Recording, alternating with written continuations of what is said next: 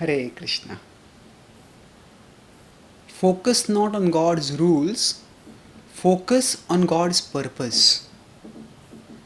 Sometimes when people come to bhakti, they think, oh, God, this bhakti stuff is a happiness depriver. I'm told don't do this, don't do that. All the things that are enjoyable in life, I'm told not to do that. And all these rules, we may start thinking, oh, this is so terrible, this is depriving me of pleasure. However, we need to focus not on God's rules but on God's purpose.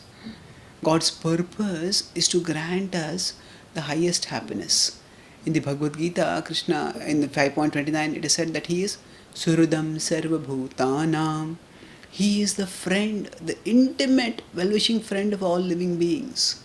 It is He who is closer than the closest to us. Sarvasya chaham hridisan nivishto.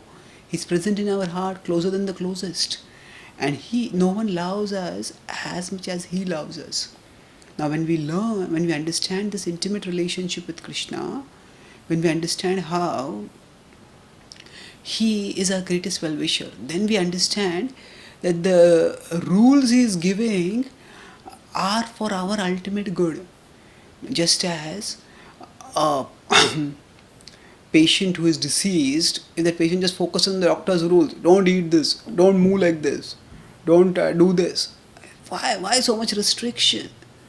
But if the patient understands the doctor's purpose, the doctor's purpose is not restriction or deprivation of the patient.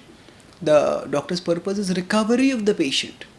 Now for the recovery, what is required is that the patient basically cooperate with the doctor so that the treatment can act effectively. By focusing on the doctor's purpose of healing the patient so that the patient can do enjoyable activities, can go about the normal course of life and do pleasurable things. So similarly, when we focus on Krishna's purpose, we are eternal souls and we are meant for eternal happiness. Our disease is that we have become attached to the temporary, and we are looking for eternal happiness in temporary things. And Krishna's purpose is not to deprive us of happiness. Rather, it is to free us from our attachment to the things that deprive us of happiness. The very things that we think will make us happy, the very things that we feel we are being restricted from, the very things we resent having been told not to do because of the rules, those very things, they entangle our consciousness in matter, and by thus entangling our consciousness, they prevent us from experiencing Krishna and relishing higher lasting happiness in absorption in Krishna. So Krishna's rules are not meant to be restrictive, they are meant to be curative. And when we focus on that curative purpose, then we will be able to have the impetus to cooperate with Krishna, not resentfully but gratefully. We'll understand that actually Krishna is kind to us, and just as the doctor is kind in providing the treatment, similarly Krishna is kind to us. And the Bhagavad Gita says in 2.64, Raga Dvesha Vimuktaistu Vishayan Indriyaischaran Atmavashair Vidheyatma Prasadamadi Gacchati. So Raga Dvesha Vimuktaistu, that one who puts aside one's attachment and aversion. The patient temporarily puts aside, oh, I like this, I don't like this. No, I won't bother about it. Right now I'll focus on what is good for me. Vishayan Indriyaischaran. So in our case, senses go toward the sense objects, but we restrict them. Atmavashair Vidheyatma. And by regulating oneself, Vidheyatma, one follows Vidhi, one follows what is given in scripture. Prasadamadi Gacchati, one gets mercy, one becomes pure. And as the next verse says, Prasanna Chetaso Yash, one becomes joyful when one becomes pure and the misery disappears.